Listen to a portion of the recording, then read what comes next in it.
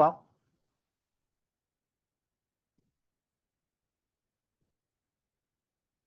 Chers amis, donc bonsoir. Très content de vous retrouver après une longue absence due au fait des bons événements, Baruch Hashem. Et donc, nous prenons notre cycle d'études.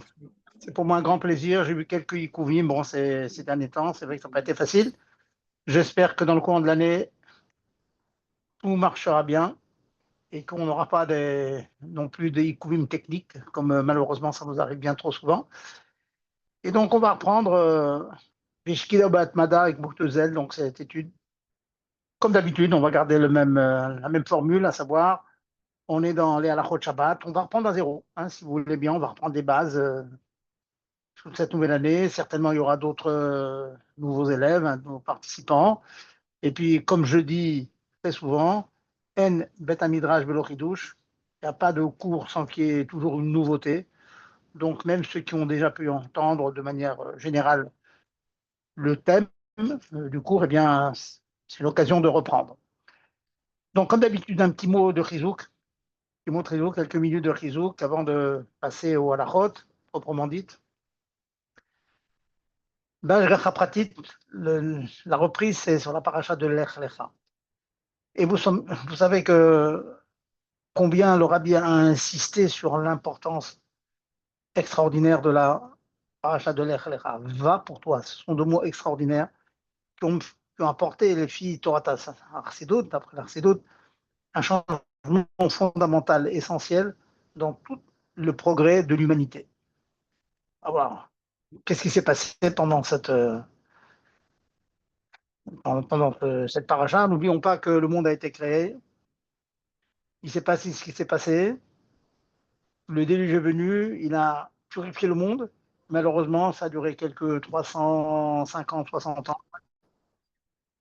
Il y a eu le problème de la tour de Babel, qui a vraiment remis en question beaucoup, beaucoup de choses. Pourtant, c'était une génération qui sortait exclusivement de noirs, un tzaddik, malheureusement. Malheureusement, il y a eu donc cette tour de Babel, la dispersion, et puis enfin Abraham apparaît. C'est le rayon de lumière. Or, la Goïm, tout seul, Abraham à Ivry, tout seul, de l'autre côté du fleuve, tout seul, contre tous, et il mène son combat. Les épreuves de Abraham, vous les connaissez. Vous savez, ça met sur route Nefesh, était près de Nesabi, dans la fournaise ardente. Mais le point que je veux vous dire, très rapidement, avec lequel on peut vivre, Pachout, on peut vivre, Lech Lecha, la Chassidut nous explique qu'avant le Lech Lecha, Avraham Avinu atteint le niveau de perception divine maximal qu'un homme peut atteindre. Avec sa recherche, avec sa réflexion, avec son intelligence, avec son cœur, avec sa Yirat Shamaim, il a perçu Dieu dans ce monde. Parce que combattre comme il a combattu et casser des idoles, faire tout ce qu'il a fait, c'est extrêmement difficile tout seul, c'est le premier. Et il a donc senti que nous devons ressentir, nous, par notre Avodat Hashem, que Dieu, dans ce monde, il nous dirige le monde, c'est lui qui est à la source de toutes choses. Tout ce que nous faisons, les tfilotes, le limud Torah, la Bat Israël, les 613 mitzvot, c'est pour ressentir Dieu davantage. Alors, il est arrivé, Avraham Avinu, au degré le plus haut que peut atteindre un homme. Hach Magia, un Ben Adam, avec ses limites d'homme, d'être humain, créé par Dieu. Lech Lecha, comme on explique, retourne à ta source, retourne à la source de laquelle tu viens, ça dans le divin. Alors c'est une page qui se tourne, et maintenant, il ne va plus travailler avec ses forces propres, avec les forces d'un homme, qui, aussi valeureuse et forte et puissante et vaillante soit-elle, seront finalement limitées à la force de l'homme, qui est limitée. Maintenant, Abraham Avinu et donc ses descendants vont vivre avec le Lecha, c'est-à-dire ton essence, la Nefesh Elokit qui est en toi, avec le divin. C'est maintenant Dieu qui travaille, en association avec toi. C'est ça la page qui est tournée. Et c'est ça l'importance de la parcha de la Lecha. Fondamentale. C'est tout un truc beaucoup que Avraham Avinu, c'est une nouvelle ère. c'est-à-dire du travail divin. Un juif qui fait une mitzvah, un juif qui accomplit la volonté divine, un juif qui ressent Dieu, c'est en présence, en connexion, en connivence, en symbiose, je cherche les mots, vous voyez, avec Dieu, avec les forces divines. Et donc, c'est fini, il n'y a plus la limite humaine. D'ailleurs, je voudrais vous rapporter quelques mots que le rabbi dit. Va vers toi signifie va faire ton véritable moi, ton moi supérieur que tu n'aurais jamais pu atteindre par toi-même. Voilà ce que ça veut dire, l'Ech Lecha. Donc le slogan, c'est pas une personne qui se relie à Dieu autant que les capacités humaines le permettent. Maintenant, ça ne devient pas autant que les capacités humaines le permettent, une personne qui se relie à Dieu en franchissant infiniment, indéfiniment les limites des capacités humaines. Voilà une jolie phrase, c'est une traduction d'une Sikha du Ravi. Et donc, pour nous, alors vous savez, bon, c'est de l'histoire juive, c'est très intéressant, c'est de l'histoire juive. Non, c'est pas d'histoire juive. Pas d'histoire juive. C'est pas écrit dans les livres poussiéreux qu'on lit juste pour savoir ce qui s'est passé il y a quelques milliers d'années. Non, c'est notre vie actuelle.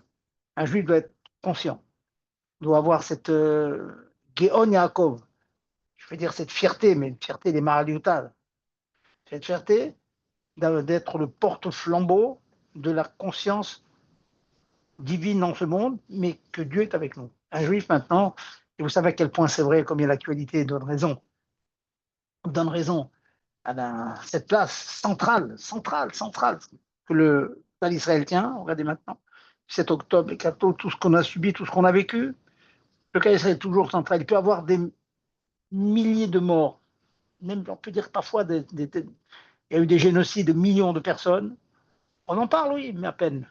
Le cas d'Israël, quoi qu'il arrive, dès qu'il y a la moindre chose, qu'il y a le moindre écart par rapport à la morale universelle, tout le monde saute à bras raccourcis sur eux. C'est quelque chose de connu. Et tout ça, ça vient de la centralité d'Israël. Mamash, la centralité d'Israël, Akash Baruch Hu, a fait que le cas d'Israël est au centre. C'est lui qui a développé la Elokut, ça personne ne le nie, hein, aussi bien les chrétiens que les musulmans, que c'est Akash Baruch Hu, c'est le cas d'Israël qui a amené la Elokut dans ce monde. Bon, les musulmans, c'est un peu compliqué, hein, comme vous le savez. Ils estiment que c'était eux qui étaient en premier. Bon, falsification connue et que beaucoup reconnaissent, mais bon, c'est compliqué. Mais ça demande un chiour en soi, ça. Mais en tout cas, ils reconnaissent qu'il y a un Dieu dans ce monde. Et ils sont très, très extrémistes sur ce point-là, sur l'unicité divine. Pas de statut, pas de rien. Et ça, c'est que Israël. Et donc, ayons cette force, et on va encore travailler une nouvelle année dans tout, dans Avat Israël, dans l'Imoud Torah, dans les filotes un peu plus chaudes, dans l'accomplissement des mitzvot encore mieux, encore avec plus de chaleur, avec plus d'enthousiasme que cette année, hein, et va être encore plus, encore mieux que l'année dernière, et que ben, Hachem, avec toutes les souffrances que l'on a passées, on espère que Mashiach va enfin venir. Mais sachez qu'on a des nouvelles forces, que cette année, c'est pas comme l'année dernière.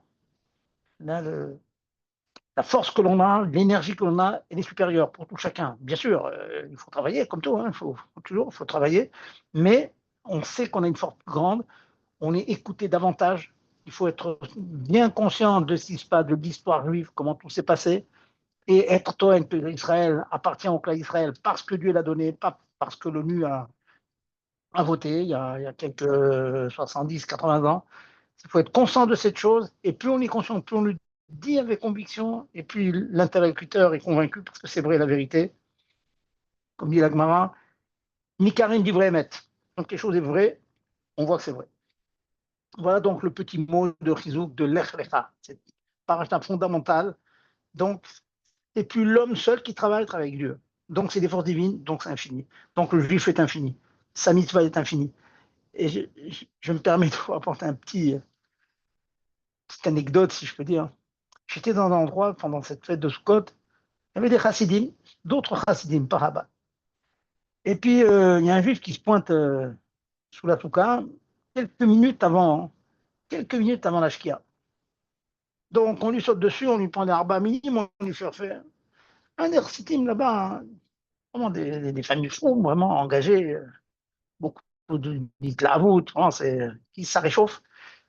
Et il est resté bête palou, planté comme ça. Mais qu'est-ce que c'est que cette. Lui sauter dessus, bon, c'est un homme qui ne fait pas vraiment les mitzvot. Et qu'est-ce que ça, à quoi ça sert? Attention, c'est un juif shroom. Elle dit quoi, tu comprends pas ce que. Bien sûr, je comprends que c'est important de faire une mitzvah, mais oh, il ne sent pas l'importance. Il est venu en la dernière minute sur la soukha pour faire l'arba minime. On a expliqué un mot qui revient souvent en Chassidut. Une mitzvah, c'est atzmi, c'est l'essence. Indépendamment de ce qu'il était, ce juif avant, et de ce qu'il sera après, le maaseh de la mitzvah, c'est un commandement divin, c'est un lien direct avec Dieu, c'est atzmi, c'est Dieu dans ce monde. Alors qu'il soit un peu moins religieux, un peu plus religieux, ce juif-là, il a fait cette mitzvah, il a fait la volonté divine, alors c'est la atzmut d'Hachem qui se dévoile, c'est l'essence divine qui se dévoile. Ah.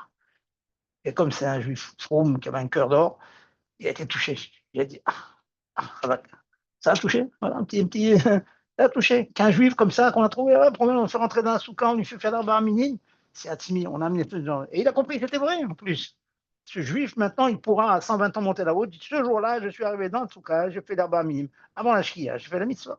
Voilà un petit marché pour vous montrer la force que la chassidut nous donne de comprendre que chaque maasé mitzvah, indépendamment du fait que indépendamment du fait que je le fasse, je le refasse après, je dis, ouais, une fois les filles, à quoi ça sert, demain il ne va pas les mettre. Il a mis une fois, c'est énorme.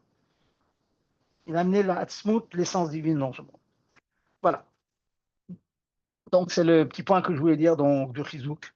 Hein, d'ailleurs, c'est nous-mêmes qui sommes habitués à ce langage, à ce lachon, on a besoin nous-mêmes de Chizouk, de savoir que oui, quand on a fait l'Arbanim, on a fait quelque chose de très grand. Quand on a remis les tefilines, on refait quelque chose de très grand. Quand on s'occupe d'un autre juif, on fait quelque chose d'immense. Il faut être conscient de ce qu'on est, de ce qu'on fait, de l'immense mérite que l'on a et de la joie. Hein. Israël, Israël Beosav, Pérouche, Kol Misraël Israël, et Solismo, Simrat Hashem. Tout juif, il doit être joyeux de la joie qu'il donne à Dieu quand il fait une mitzvah, parce qu'il fait une dira batartonim. Vous vous rendez compte? Je dois être joyeux parce que quand je fais une mitzvah, Dieu, il est content. Vous voyez bien? Vous savez, comme les enfants sont contents quand ils donnent une joie à leurs parents. Ah, tu forte raison. Calvachomer du Calvachomer donne de la joie à Dieu, notre Créateur. Yismach, Israël Beosav. Israël va se réjouir dans celui qui l'a fait, ça veut dire se réjouir de la joie qu'il donne à celui qui l'a fait. Il faut être mitbonen, vous savez, c'est les fameux psukim que l'on dit, que les enfants répètent, mais il faut l'intégrer, il faut que ce soit bien, bien à l'intérieur. Voilà. Donc, après cela, nous allons donc, comme je vous dis, reprendre un peu le cycle des blachot. Encore une fois, s'il y a des sujets qui vous intéressent, hein, vous m'envoyez un petit message et je serai toujours prêt à le faire hein, pour varier un petit peu. Mais je sais que l'une à l'autre, très souvent, il y a des nouveaux élèves qui se rajoutent et qui profitent. Hein, j'ai de bons échos, qui apprennent comme ça et qui réécoutent parfois les vidéos. Alors nous reprenons donc les bases de Shabbat. Les bases de Shabbat, ça commence par un pasouk dans Shemot qui dit la chose suivante. Re karati beshem Betzalel. J'ai appelé Betzalel par son nom, on va traduire comme ça. Ve'asu, et vous allez faire donc un Mishkan, et Toel Moed, d'un ordre, vous allez faire l'Oel Moed, la tente d'assignation. Ah, et Shabbatotai Tishmoru. Cependant, Shabbat, vous allez respecter. Rachid sur place explique, ah, cependant, Mema et Shabbat Mimlechet Amishkan. Pourquoi on dit cependant? Ça veut dire la Torah a dit attention, malgré l'immense mitzvah de construire le Mishkan, dans lequel la Shrina, la présence divine, va s'installer, cependant, vous ne le ferez pas Shabbat. Donc, on va examiner toutes les melachot qui ont permis l'érection du Mishkan, et ce sont ces melachot qui seront pour nous le modèle des interdits de Shabbat. C'est ça le modèle. Donc, ça peut paraître un peu curieux. Prenons un exemple tout simple. Vous prenez un clou, vous faites un trou dans le mur pour accrocher un cadre, c'est une melacha, ça soumis la Torah. Et je passe tout le Shabbat à faire un déménagement dans ma maison. Hein, tous les meubles du rez-de-chaussée, je les monte au deuxième étage. au premier étage, ceux du premier au deuxième étage. Je suis épuisé, j'en peux plus, très très fatigué. Je n'ai transgressé aucune lachat de Shabbat. Je ne dis pas qu'il faut faire ça à Shabbat, attention. Non, mais on n'a pas transgressé les melachot de Shabbat si on s'est fatigué, on s'est épuisé à faire un déménagement intérieur dans la maison. Je ne vais pas sortir dans la rue, mais à l'intérieur. Voilà. Donc, vous voyez, il faut définir qu'est-ce que la Torah interdit. Donc, voilà, je vous retrace donc le tableau des interdits et les melachot, ces fameux 39 melachot, se divisent en 4 grands groupes. Je vous l'ai dit, pas dans tous les détails, mais quand même, on va tâcher de rentrer dans les détails. Le premier grand groupe, et ça, avant de vous dire des groupes, je ne sais pas ce que vous allez voir sur la photo, sur la vidéo, mais regardez, ici, vous avez une image du Mishkan. Voilà, donc vous voyez le Mishkan ici. Voilà, je pense qu'on la voit sur la photo. Le Mishkan était recouvert avec des pots. On voit ici des pots. Et il était entouré avec des tentures, des yériot. Ça, c'est les orot, ça, c'est des yériot. Puis à côté, vous voyez donc l'autel, à l'extérieur, l'autel des sacrifices. Donc, pour arriver à ce résultat que vous voyez sur une belle photo en couleur ici, hein, je pense que là, vous le voyez mieux comme cela, il fallait, bien sûr, avoir des pots et colorer ces pots. Colorer des pots s'obtient en ayant de la teinture, quelque chose qui donne la couleur. La teinture s'obtient avec des herbes. Les herbes s'obtiennent en faisant pousser certaines espèces. Donc, tous les travaux agricoles sont inclus dans les interdits de Shabbat. C'est le premier grand groupe. C'est donc le groupe des travaux agricoles dont le but était d'obtenir les samamanim, hein, les produits avec lesquels on faisait la teinture, comme vous l'avez vu sur la photo, avec très belles couleurs, Techelet, Vargaman, il y a du bleu, il y a du rouge, etc., etc. Et donc, quels sont ces travaux? Je vais vous les citer. Donc, encore une fois, je suis dans le premier grand groupe, travaux agricoles pour l'obtention des samamanim pour les couleurs. Alors, pour avoir des produits agricoles, il faut semer, interdit, labourer, moissonner de la récolte, lier en gerbe, avec une mlacha, battre le blé, tâche, vanner, trier, tamiser, moudre, pétrir. Voilà, pratiquement toutes les mlachot qui sont liées aux travaux agricoles pour obtenir les couleurs. C'est le premier grand groupe.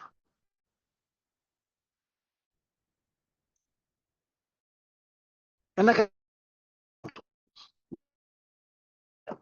Donc là, après tous ces travaux, donc les herbes avec lesquelles on va peindre les pots.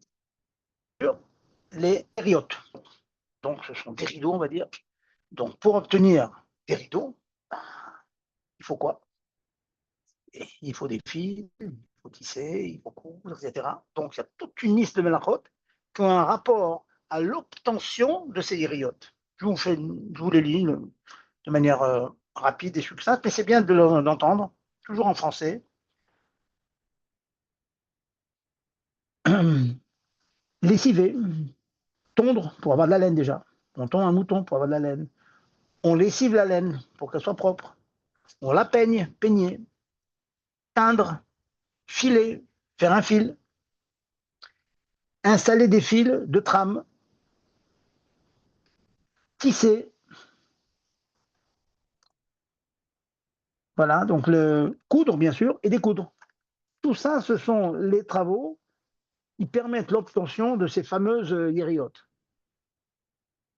Vous comprenez un peu mieux quoi tout ça, Shabbat. On demande d'où ça vient, Shabbat. Quel rapport avec tout? Pourquoi c'est interdit de coudre Shabbat? Troisième grand groupe, donc on a obtenu les couleurs avec les travaux agricoles. Premier grand groupe, on a obtenu des yériotes, des rideaux, des tentures, avec tout ce que je viens de dire, coudre, découdre, filer, etc., teindre, peindre, peigner, filets. Troisième grand groupe, c'est les pots. Avec le Mishkan, il se retrouve avec des pots. Pour avoir des pots, il faut faire un certain nombre de choses. Je vais vous dicter le nombre de choses qu'il faut faire avec les pots qui sont, alors, capturer, tad, chochette, faire sortir du sang, abattre. Ensuite, mafit, c'est dépecer, tanner la peau, mémarek, lisser la peau, messartet, couper en petites lamelles parfois, et mechater, c'est vraiment couper. Donc couper, c'est interdit. Ouais, ce sont tous les travaux qui ont rapport avec l'obtention des peaux d'une certaine mesure, messartet, c'est et mes cratères, c'est coupé selon une mesure. Donc, l'instant où vous coupez quelque chose selon une mesure, c'est l'amlacha, donc vous coupez les peaux pour l'obtention de ces fameuses orotes colorées qui recouvraient le Mishkan. Troisième grand groupe. Donc, le premier, produit agricole. Le deuxième, c'est les yériot, coudre, etc. Troisième, c'est les peaux, travailler les peaux. Obtenir les peaux en capturant l'animal, en le dépeçant, en faisant la shrita, etc., etc. Et enfin, le quatrième grand groupe, une fois que j'ai tout ça, j'ai tous les éléments, ben, il faut la construire, cette maison.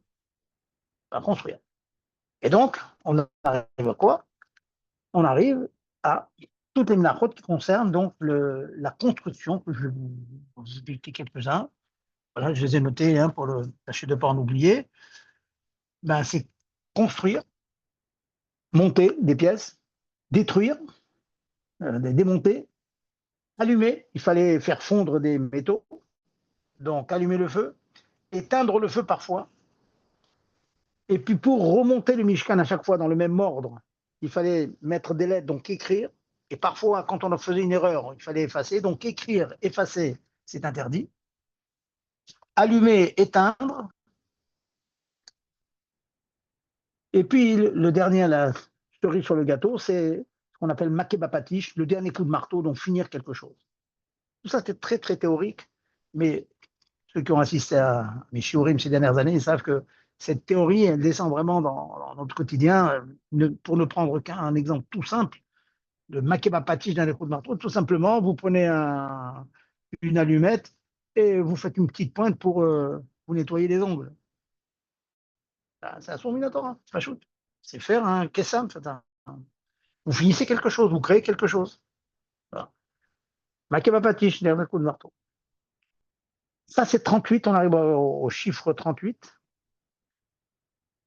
Le 39e des travaux, c'est quelque chose qui n'est pas un acte créateur comme tout ce que je viens de citer, parce que peindre, je crée quelque chose, je fais un mur qui est peint, coudre, je fais un habit, cuire, allumer le feu, je crée quelque chose de nouveau, je cuis l'élément.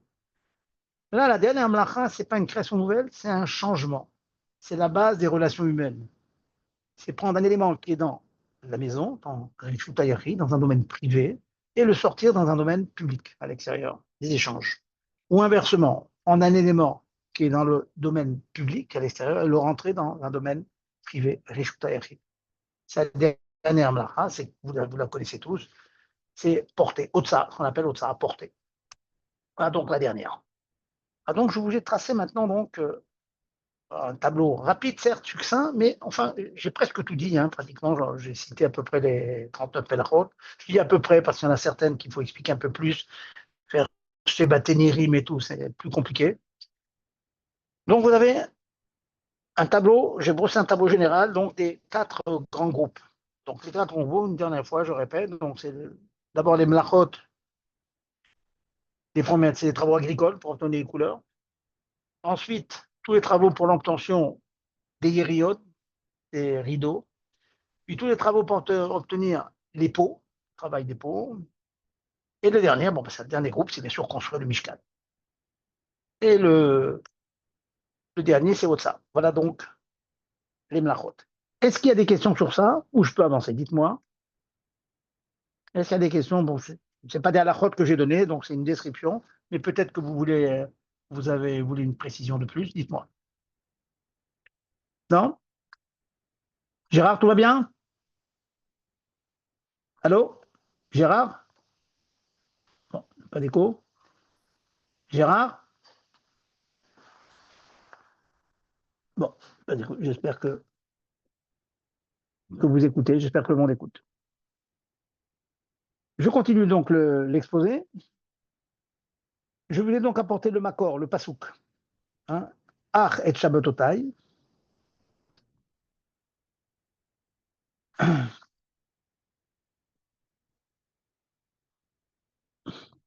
Le makor de pasouk.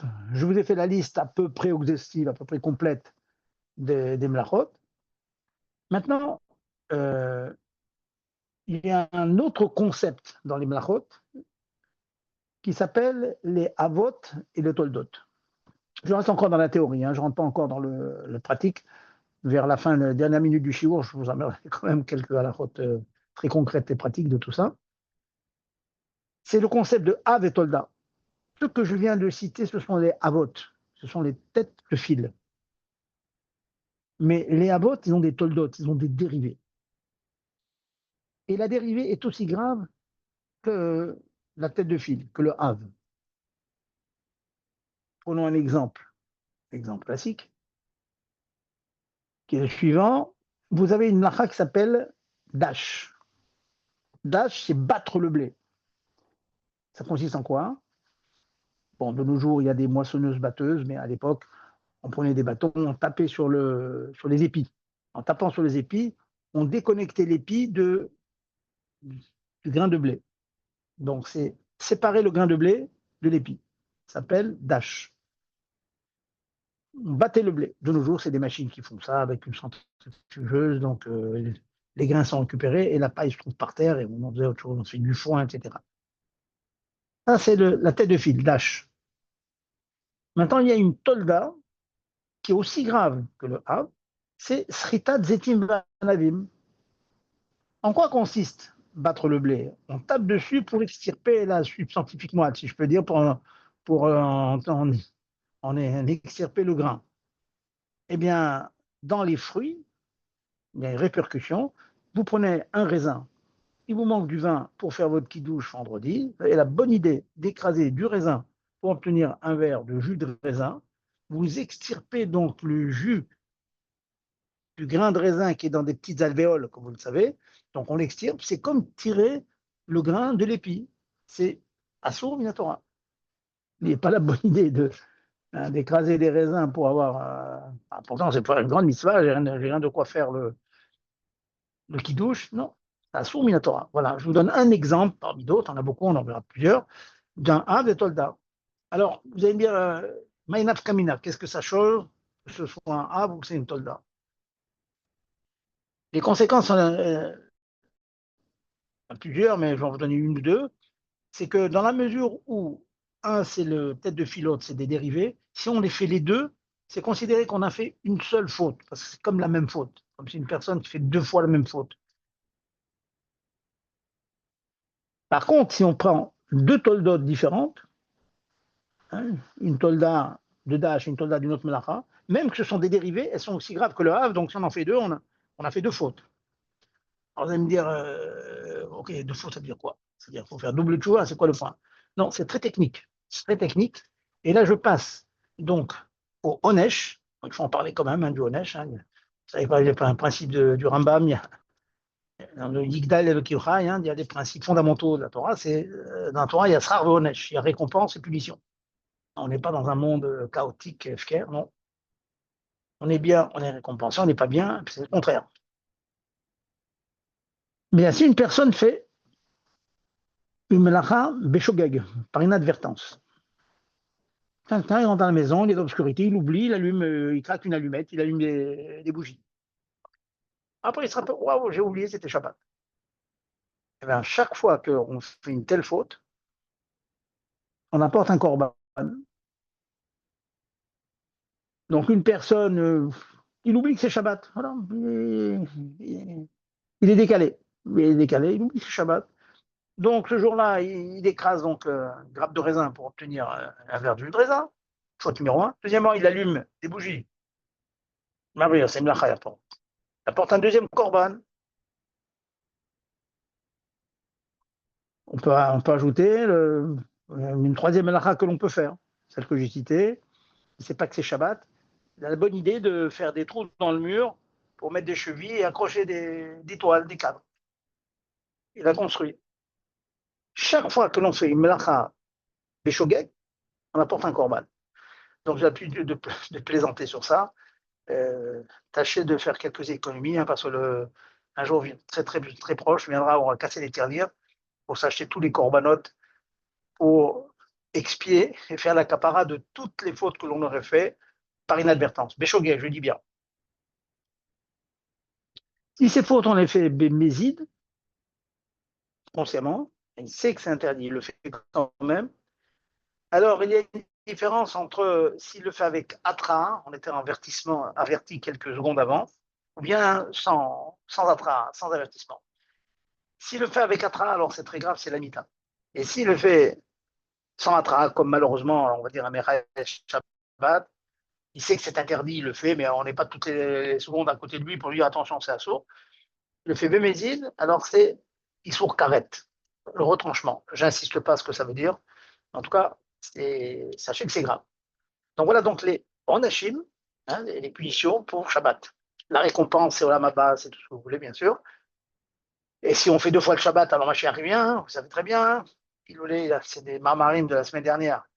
Noach, c'est marqué 2 fois le mot Noach dans la paracha de Noach. Et l'Arsidout glisse ça avec le fait qu'il y a 2 Shabbatot. Que si le clan Israël fait 2 fois le Shabbat, eh bien Mashiach revient, c'est la fin, c'est la Géoula. Il y a un Shabbat Ata, Shabbat Ela, il y a un Shabbat inférieur, comme on dit, un supérieur. Bon, un concept profond de Chassidut. Donc, on a toutes les récompenses avec Shabbat. Maintenant, donc, en résumé, hein, donc, le Onesh de Shabbat, c'est un korban. Donc, pour la majorité d'entre nous, je pense que ceux qui écoutent le cours, j'ai pas le moins de ça fait que ce sont des Shomer Shabbat. Et donc, un jour viendra où on fera le compte de toutes les fois où on a fait une faute, d'être en train de la cuisine, vous avez allumé la lumière. Bon, il faudra déterminer si allumer la lumière de nos jours, c'est comme autrefois, avec une lampe et un filament incandescent. Bon, c'est pas le moment de parler de ça, mais en tout cas, ça peut arriver que l'allumer la lumière, c'est un du Torah. Eh bien, voilà, on a transgressé. Ou bien on a porté dans Reshut Arabim, un endroit où il y a beaucoup, beaucoup de monde, on a porté quelque chose dans la poche, on a porté, voilà, on a transgressé la Otsara, la dernière melacha, à savoir porter dans un Reshut Arabim, et ben voilà, on a porté un korban. Voilà donc le 4e grand paragraphe. Hein, donc, d'abord, je vous ai parlé du Makor, hein, la source dans le verset de la Torah, ensuite les 4 grands groupes de melachot, ensuite le concept de Av et Tolda, le chef de file et les dérivés. Ensuite, le Onesh, les punitions. Et juste, je vous ai parlé de Médide, ça fait consciemment la faute. Béchogeg, inconsciemment, ça veut dire par inadvertance. Il y a un 3e niveau qui est encore moins grave que par inadvertance, c'est ce qu'on appelle Onès, un cas de force majeure. Une personne, par exemple, qui en marchant, il fait un grand geste, et puis il allume une lumière comme ça, avec le coude, comme ça, sans le voir, puis il recule, et son dos appuie sur un interrupteur, et il y a tout un système qui se met en marche. Ça s'appelle Onès. Onès, c'est encore moins grave que, c'est même pas une inadvertance. Par définition, une inadvertance, faire une mlacha par inadvertance, ça veut dire je fais la mlacha en étant conscient que je fais l'acte que je fais. Quand je rentre à la cuisine et j'allume la lumière, je suis conscient que j'allume la lumière. Justement, j'ai oublié ou que c'est Shabbat aujourd'hui, ou que c'est interdit d'allumer la lumière. Mais je suis conscient de l'acte que je fais. Ça s'appelle faire l'acte béchogek, par inadvertance. La faute par inadvertance. Alors, si on l'a fait, même pas par inadvertance, parce que vous trébuchez, et en trébuchant, vous allumez une lumière, ou vous écrasez des fruits ou autre chose, comme ça, il n'y a aucune punition, il n'y a pas de corban, il n'y a rien. On va dire, puisqu'on a fait une faute sans le vouloir du tout, bon, c'est bien de donner une staka pour Kapara, mais il n'y a aucune obligation halachique dans ce cas-là. Et je vais dire même mieux, je vais en parler tout à l'heure, c'est qu'on peut même profiter de la malacha qui s'est faite quand elle s'est faite comme ça, béhonès gamour. de manière sans le vouloir du tout. Alors maintenant, je passe donc au chapitre 5, je vais vous donner des klalim. Et là, on va rentrer dans des halachot concrètes. Mais toujours des klalim. Je ne commence pas encore l'étude de chaque mlacha des 39 halachot. Des klalim, des principes généraux de Shabbat, il y en a beaucoup. On en a parlé très souvent les années passées. On va encore revenir dessus avec encore des exemples, que ce soit quelque chose qui soit facile à appliquer, puisse les appliquer. Il y a une foule de cas, hein, pour faire toute une liste, des questions que j'ai eues récemment, une personne qui arrive après les Ben Hashmashot, en voiture chez lui, qu'est-ce qu'il fait s'il est en taxi, est-ce qu'il doit demander au taxi de s'arrêter ou on peut rester dans le taxi? Toutes sortes de questions qui sont posées et qui arrivent. Personne qui fait une livraison, il se trouve à 300 km de chez lui, qu'est-ce qu'il fait? Il voit que c'est bientôt la shkia, bientôt la fin des 18 minutes, qu'est-ce qu'il fait? Alors, le début de ces principes généraux. Bon, mais encore une fois, il n'y a pas de question là, je n'ai pas d'écho, je voudrais entendre une voix. Il y a du monde qui m'écoute? Gérard? On vous écoute, Ouais, on vous on écoute, écoute, pardon. Gérard? On vous écoute, on vous écoute. Vous êtes sûr, hein, parce que Oui, j'entends oui, rien. oui.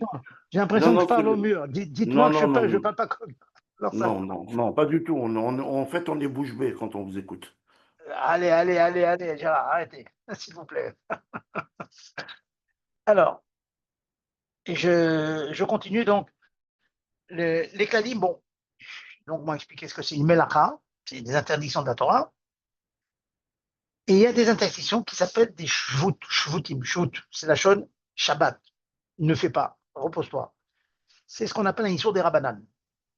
Le mot melacha est synonyme d'un interdit de la Torah.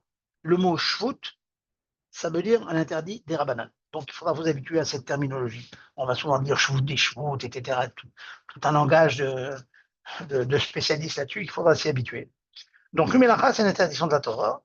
Un shvut, c'est une interdiction des Rabbanan. Je vais vous faire une liste d'interdictions des Rabbanan. Le mukse, toucher un portable, un appareil photo, un téléphone, de l'argent, un outil, un tournevis, de l'argent, des billets de banque, carnet de chèque. Touche pas ça, Shabbat. Ça s'appelle Moukse. On a déjà étudié, on reviendra là-dessus. Si on transgresse un shoot, transgresse un issour d'Erabanan, un shoot. Si on presse du raisin, on fait du jus de raisin, on fait une lapa, on fait un issour Torah. Et c'est important, moi j'en parle, parce que c'est important de savoir quels sont les interdits de la Torah et les interdits des Rabbanan. Parce que quand c'est des Rabbanan, il y a des cas où on pourra se permettre de le faire. Et on va voir les cas. Dans les cas d'un malade, dans le cas d'un paringo, etc. Donc, c'est important de savoir ce qui est des Rabbanan et ce qui ne l'est pas. Un qui est fondamental, c'est Amira Legoy. Demander à un non-juif de faire une lacha. Demander à un non-juif de brancher la plata. Demander à un non-juif euh, de mettre de l'eau dans le concombre. Il n'y a plus d'eau dans le concombre. Voilà. On demande à un goy de mettre de l'eau dans le concombre. Donc lui, le goy, le non-juif, il a cuit de l'eau. Cuire de l'eau, c'est interdit minatora. Mais moi qui lui ai demandé de cuire de l'eau dans le concombre, je n'ai fait qu'un issour des Rabbanan, qui s'appelle Amira Lenochri. Demander à un non-juif de faire une mlacha. Pourquoi? Parce que le passage de la Torah nous dit, tu vas respecter Shabbat, c'est le texte du Kiddush de Shabbat midi, de manière afin que ton animal se vende, bincha, bitra, ton fils, ton évêque, ton esclave, etc. Mais à aucun moment c'est marqué les magnes noirs anochri. Jamais c'est marqué ça. Donc, Shabbat, tu dois respecter toi, ta famille, tes proches, ton fils, tes enfants, tes animaux, tes avadim. Bon, ça n'existe plus d'avadim de nos jours, mais le concept de évêque existe dans la Torah.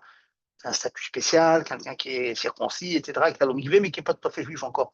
Tout ça, c'est ce qu'on appelle évêque. Tout ça, ils sont obligés, ou la chifra, est obligé de respecter Shabbat. Mais le non-juif, non. Donc on peut avoir un non-juif à la maison qui ne respecte pas Shabbat. Et on a fait, il peut faire ce qu'il veut à la maison. Par contre, si moi, je lui demande de faire une melacha pour moi-même, ça, c'est interdit midera banane. Et donc, comme c'est interdit midera banane, nous verrons, Hachem, qu'il y a des nombreux cas où on peut effectivement lui demander. On verra pour un malade, pour une, etc., etc. On verra. En tout cas, il faut savoir que Amiral et Nochri, demander à un non-juif de faire quelque chose pour nous, c'est un issour des Rabbanan seulement. Et c'est la raison pour laquelle, s'il y a un concept qui existe en Europe de l'Est, qui s'appelle le Shabbat Goy, hein, qui avait un Goy, un voisin, et qui se permettait à qui on permettait de faire des blachot, pas n'importe où, hein, c'est dans les pays très très froids, on lui permettait de venir rallumer la cheminée pendant les Shabbats glaciaux, hein, très très très très froid en Pologne et en Russie. Et donc, étant donné qu'on est tous malades quand il fait si froid, donc on avait le droit de demander, donc le goy, le Shabbat goy, il est à la maison pour rallumer la cheminée. Pas pour autre chose, hein, pour la cheminée. Donc, voilà donc ce Issour qui est des Rabanan. Maintenant, je vais vous donner d'autres Issourim des Rabanan, avec quelques applications. Lorsque l'on fait, alors c'est en principe, c'est peut-être la première fois que vous entendez ces détails-là, mais c'est important parce que parfois on pourra utiliser ces terribles, ces permissions. Faire une melacha avec un chinouille, de manière inhabituelle. Je fais la melacha, je fais l'issour, j'obtiens le résultat que l'on obtient normalement avec cette melacha, mais je fais, l'acte, il est fait avec chinouille. Alors, contrairement à d'autres issourim de la Torah, on descend d'une interdiction de la Torah à une interdiction des Rabbanan. Shabbat, c'est spécial. Bon, je ne dis pas le pourquoi, c'est Chachamim, bon, pour diverses raisons. La Torah, elle veut qu'on fasse une melacha telle que de manière habituelle, sans aucun chinouille. Si je le fais avec un chinouille, je n'apporte pas un korban si je le fais béchogeg, il n'y a pas carrette si je le fais bémézid. C'est différent quand je fais un chinouille. Faire attention parce que c'est pratiquement que dans Shabbat qu'on a ce concept. Par exemple, un voleur, voilà. Je vais aller dans une maison, je vais voler de manière habituelle. Je vais voler une liasse de billets avec la bouche. Je croque, si j'ose dire, la liasse de billets avec la bouche, je suis un voleur. Je vais payer comme un voleur normal, de manière habituelle. Par contre, dans Shabbat, c'est pas comme ça. Si on transporte un objet dans la bouche, comme ça dans la bouche, ou bien sous le chapeau, ou bien sous les aisselles, enfin, de manière inhabituelle, on ne fait qu'un issour des rabanan. Alors, pourquoi je vous dis ça? Parce que vous allez voir que dans certains cas, il sera permis de faire un issour des rabanan pour un malade, pour des circonstances particulières, avec un chinouille. Donc c'est important de savoir, hein, que faire une melacha avec un chinouille, c'est beaucoup moins grave que le faire de manière habituelle. Voilà, je place tous les jalons, hein, pour ensuite appliquer ces principes. Donc la première chose qui fait que l'interdit n'est pas minatora, c'est de le faire avec un chinouille. Deuxième cas où l'interdiction n'est pas minatora, elle est seulement midera banane, lorsque une melacha qui est effectuée normalement, le derer, l'habitude, c'est de le faire par une seule personne, et on le fait à deux. Voilà. Devant moi, j'ai un cahier. Si je veux transporter ce cahier dans la rue, il est clair, je vais le prendre dans la main, je vais sortir. Oui. Imaginons que je veuille pour une raison à déterminer, je veux faire seulement un issour des rabananes. Eh bien, je peux demander à une autre personne, écoute, on va lever à deux, et si on le lève à deux, étant donné que c'est inhabituel, il y a un autre pasouk,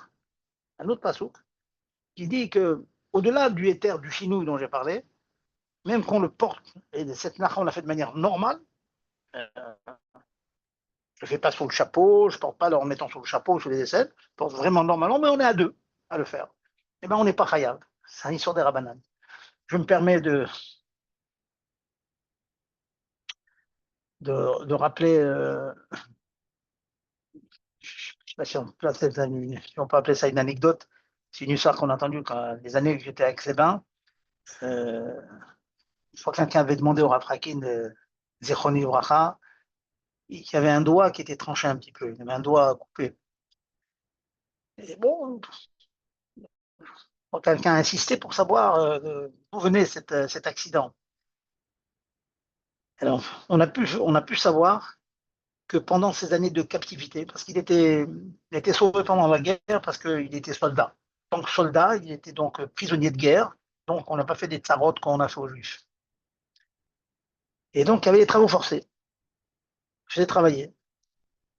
Et bien, quand on l'obligeait à travailler Shabbat, il y avait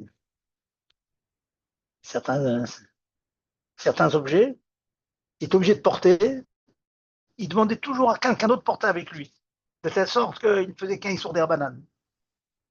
Incroyable. En captivité, alors là, il a tous les terribles, vous savez, c'était dangereux et tout. Et qui était arrivé un jour, il aimait bien raconter ça parce que il y a un Moussa Raskel extraordinaire dans cela. Eh bien, un jour, l'Allemand, il marche mort, il a vu deux à portée, il m'a hurlé comme ils avaient l'habitude de tuer, il prend son arme, il était prêt à tirer. Qu'est-ce que vous plaisantez? C'est quoi cette plaisanterie? Vous portez cet objet à deux? Il a lâché l'objet, c'est là que l'objet lui a coupé le doigt. Ça, c'est l'événement. Et comme tous les gens intelligents et Iré Shamaïm qui savent tirer une leçon de chaque chose, il a dit, en plaisantant, il disait, même le goy, il a compris que porter à deux un objet qu'on porte habituellement tout seul, c'est pas une manière normale de le porter. Et c'est pour ça que la Torah nous n'en pas chayav. Même le goy, il a compris ça. Il a fallu nous tuer parce qu'on était à deux à porter un objet qu'on porte tout seul. Les grands, ils savent tirer des enseignements de chaque élément de leur vie, de chaque événement de leur vie. Donc voilà, premier terre, chinouille, non, premier, pardon, passage d'un Issour Torah à un Issour des Rabbanan, c'est de le faire avec chinouille. Deuxième, c'est quand on est Shnaim Chasaou. Deux qui l'ont fait. Comme je vois que le temps avance vite, il ne me reste pas beaucoup de temps, donc je vais juste arrêter un petit peu sur les principes pour vous donner un cas qui a des conséquences très rapidement, très couramment. Troisième principe, donc il y a Chinouille, il y a deux qui l'ont fait. Troisième Chinouille, Anaram Yimlechet Shabbat. Il est interdit de faire une mlacha. Il se trouve qu'une mlacha a été faite. C'est fait ça, ou par inadvertance, ou pas par inadvertance, ou Beshogeg, ou Behones, etc. Question, est-ce qu'il est permis de profiter du résultat de l'interdit qui a été transgressé ce Shabbat? Une multitude de cas comme ça. Je suis certain que ça a dû arriver à tout le monde. J'invite une personne qu'on a rencontrée il y a quelques jours dans la rue. Il ne mettait pas les fils. Il a été touché par notre discours. On l'a dit, écoutez, si vous voulez savoir ce que c'est un Shabbat chez nous, vous êtes invité de mon cœur. Bon, ok, d'accord, pourquoi pas. On lui donne l'adresse, il se pointe vendredi soir à la maison, la nuit, il arrive la nuit. Malheureusement, dans la main, il a un paquet gâteaux. Il dit, vous inquiétez pas, je suis allé lâcher chez elle un cher que, on va dire, que tout le monde prend. Donc, il est tout content de nous amener son gâteau, etc. Donc, on est lâché là, il a transgressé Shabbat. Est-ce qu'on en a profité? Alors, il y a un tas de paramètres à faire intervenir. Est-ce qu'il a fait Bémézide? Est-ce que ça s'appelle Bémézide consciemment alors qu'il ne connaît rien, un ignorant complet? Est-ce qu'on dit que c'est Tinoch Shinishba, c'est comme maintenant un bébé qui a été prisonnier, donc il ne connaît rien? Et même Béchogeg, en disant que c'est Shogeg, est-ce qu'on a le droit d'en profiter pendant Shabbat? Et si on ne peut pas en profiter pendant Shabbat, est-ce qu'on peut en profiter après Shabbat? Si c'est des questions. Donc, il y a un tas de paramètres à faire jouer, Mézid ou Shogeg, pendant Shabbat ou après Shabbat. Et je vais vous apporter donc quelques livres qui me restent. Une Sheila qui m'a été soumise très, très, très récemment. Très récemment. Il est arrivé qu'une personne donc, était à la maison, il était invité, et puis cette personne donc s'est permis, il voyait qu'il y avait un manque de... Il a pris des aliments crus, des légumes crus, et il les a mis sur la plata très forte. Il a mis une recette comme ça, des poivrons bien grillés comme ça, etc. Il les a mis sur la plata. pensait bien faire.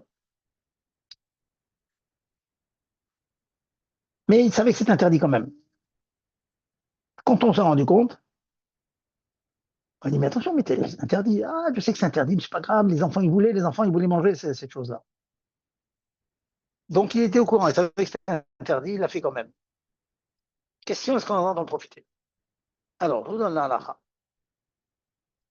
Si une personne a transgressé Shabbat, Mézid, je laisserai la semaine prochaine Béchogeg. Parce que dans l'immense majorité des cas, on transgresse Béchogeg par inadvertance et pas Bémézid. Là, il a fait Bémézid. Marqué clair, Shouchan Simanchi nous traite qu'on ne peut pas profiter de cette interdiction. Lui, cette personne, quand il a fait cette interdiction, il ne peut jamais en profiter, ni maintenant ni après Shabbat. Pour les autres personnes, ils ne peuvent pas en profiter Shabbat, mais ils peuvent en profiter après. Ça veut dire ces poivrons grillés comme ça, sur la plata, étaient mangeables après Shabbat. Le problème, c'est que ce monsieur n'a pas fait ça pour lui. Il a fait ça pour nous, pour la famille, pour les enfants. Et en général, lorsqu'une personne a une interdiction de faire quelque chose pour lui, c'est interdit et pour lui et pour les personnes pour qui il l'ait fait. Mais là, il y a un chidouche dans Shulchan Aruch qui dit que lorsqu'une personne a fait un bichou d'une mlacha classique, Shabbat, Bémézid, le divin Bémézid, pour une autre personne, même des personnes pour qui il a fait la vera, c'est permis pour les autres personnes. C'est-à-dire les poivrons en question, malgré le fait qu'ils ont été faits pour les enfants ou pour la famille chez laquelle il était invité, malgré tout, cette famille avait le droit de manger. C'est un petit ridouche que vous dites là. C'est pas évident, mais c'est un petit ridouche. Donc, quand on a fait Bémézid, personne qui a fait une maison, par exemple, elle a construit avec sa main une maison, ne pourra jamais habiter cette maison. Bon. Et une autre chose que nous avons eue, c'est qu'une couturière, je reviendrai sur cette halakha parce elle est fine. Une couturière, elle était un peu, on était on a mis un peu la pression parce qu'il y avait un mariage bientôt. On a tellement mis la pression que finalement, elle a fini la robe Shabbat. Je savais que c'était interdit, elle a fait Shabbat. Elle dit, bon, moi, je le fais, elle a fait. Quand la famille a su, elle demandera, est-ce que cette robe, on peut l'utiliser pour le mariage, sachant qu'elle a été faite de Mésil. Donc, d'après ce que je viens de vous dire, la couturière, elle a fait pour la mariée, pour une autre personne, et d'après cette halakha qui est marquée clairement dans le Shulchan Aruch, que si une personne cuit le Mésil, c'est interdit pour lui, mais pour une autre, c'est permis. Après, bien sûr, après Shabbat, hein, pas Shabbat même. Donc, la robe, c'est permis en fait. Beaucoup de poskim permettent que la mariée utilise cette robe. Cette robe, si on interdit, ça ne veut pas dire qu'on va la jeter. Il faudrait découdre et puis recoudre. En fait, c'est ça le point. Ne pas profiter de la chose. Certains interdisent le mettre. Alors pourquoi ils interdisent? Ils disent qu'il y a une différence entre coudre et cuire. Voilà. C'est une différence. Et sur ce, bon, je ne veux pas allonger parce que ça prendrait du temps. En tout cas, voilà, ce que je voulais retenir, je vais résumer cette dernière à la race concrète. Si une personne a faim sourd, Torah Bémézid, même un Issour des Rabbanan Bémézid, il vous a amené, il savait que c'était interdit, il vous a amené, il a pris la voiture, il est venu chez vous, il a mis le paquet de gâteau, ou bien une bouteille de, bouteille de mashké, ou bien une bouteille de vin, il amène tout ça, on ne peut pas en profiter parce qu'il y a un Issour, Minatora, c'est interdit, et même un Issour des Rabbanan, s'il a fait Bémézid, c'est interdit. On va voir, Bézat Hashem, la semaine prochaine, que si l'interdiction, c'est un Issour des Rabbanan et Béchogeg, il y a des terribles. Béchogeg, par inadvertance, il dira banane, il y a des interdits. Mais s'il a fait Bémézid, interdit. S'il a fait même un Issour des Rabanan, c'est interdit. C'est la raison pour laquelle, fut un temps, vous savez, il y avait une personne qui ouvre la choule le Shabbat matin, bah, autrement, le petit vieux qui vient qui ouvre la choule, il sait très bien que c'est interdit, mais lui, c'est comme ça. Chez nous, au Maroc, chez nous, je ne sais pas, en Algérie, on portait, et donc il porte la clé, il ouvre la choule, et ben, on ne peut pas rentrer à la choule. La fait, mais il le sait, il est mis en tête, lui, pour lui, chez lui, c'est permis, parce que il a toujours vu comporter. Ouais.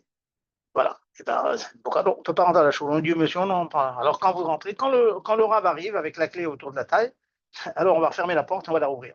Et donc ça sera comme ça. Voilà donc je vous ai fait le shiur d'aujourd'hui, c'est vraiment un shiur klali général. C'est bien si vous avez le temps de revoir les vidéos, je pense que c'est intéressant de le réviser.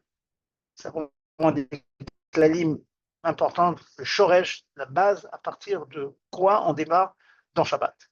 Et ensuite, vous allez voir tous les détails qui sont infinis. Vous savez, la Masechet Shabbat, c'est la Masechet la plus grosse, c'est pratiquement la plus grosse et qui demande beaucoup de détails. Et donc voilà. Alors, on va se souhaiter donc un bonsoir. Hein, bonsoir. On va se souhaiter une bonne semaine. On va se souhaiter une bonne santé et que Merci, Rav.